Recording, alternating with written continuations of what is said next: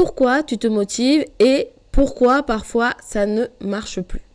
Est-ce que ça t'est déjà arrivé de te dire « Allez, cette fois, je m'y mets vraiment » et tu te rends compte que 3 jours plus tard, il n'y a plus rien.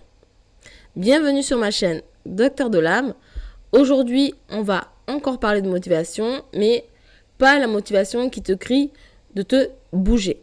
Plutôt celle qui te soutient, celle qui te porte, celle qui te fait avancer même quand personne ne te regarde. Parce que, spoiler alerte, toutes les motivations ne se valent pas. Il y a 2 types de motivation. La motivation extrinsèque et la motivation intrinsèque. Commençons par la plus connue, la motivation extrinsèque. C'est celle qui vient de l'extérieur. Par exemple, faire du sport pour avoir un corps acceptable.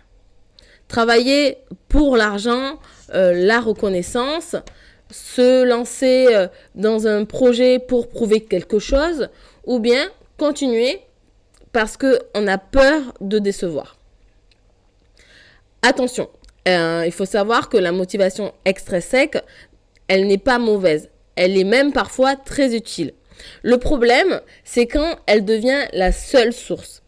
Parce que le jour où la reconnaissance disparaît, les résultats commencent à tarder, ou bien que personne derrière ne te valide, la motivation, elle s'effondre. Et là, tu te dis, je ne comprends pas. Avant, j'étais motivé. En réalité, tu étais sous perfusion extérieure. Maintenant, parlons de la magie, la motivation intrinsèque. Celle qui vient de l'intérieur. C'est quand tu fais quelque chose parce que ça t'anime, parce que ça te ressemble, parce que ça te fait te sentir vivante, même si personne derrière ne t'applaudit. C'est je le fais parce que c'est juste pour moi. Et cette motivation-là, elle est plus lente à naître, mais beaucoup plus durable sur le temps. Elle ne dépend pas des likes, des résultats immédiats ou du regard des autres. Elle ne dépend que de ton alignement. Et si le vrai équilibre était entre les deux, le but n'étant pas de choisir l'une contre l'autre, plutôt de regarder le bénéfice de deux. La motivation extrinsèque peut lancer un mouvement, elle peut structurer, elle peut te donner un cadre, alors que la motivation intrinsèque, elle va te nourrir, elle va te stabiliser, elle va te donner du sens. La vraie question à te poser, ce n'est pas comment me motiver plus, mais plutôt pourquoi je fais vraiment ce que je fais. Je vais te donner un mini exercice introspectif qui va te permettre de mieux te guider. Je te propose un petit moment avec toi-même. Prends une respiration et demande-toi. Est-ce que je fais ça pour être aimé ou pour être aligné?